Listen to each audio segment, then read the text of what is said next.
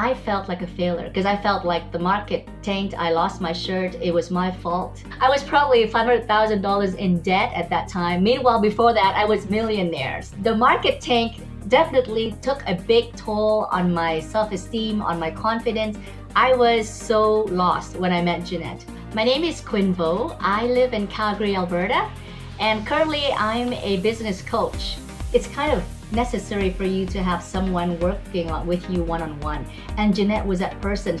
As she put it, she was the last sand on the scale that tipped the scale for me. I felt that without Jannette, I couldn't have gotten out of that downward spiral. She had a way of believing in me when I couldn't. What is great about her is she's very intuitive. When I was not doing what I said I would, I was so good at giving her excuses, and she called on my shit all the time. And I really appreciate that, because coaches who are super nice, sometimes they buy your bullshit. And Jannette is one of those that can see through it and will not let you get away with it. That's what exactly I need. So in terms of love, in terms of support, she gives it all. But then when she sees you not doing what you can do, she really hold her stand and then hold you accountable and make you see that this is not the way you're meant to be. In my mind, she's always my coach, my support, my mentor.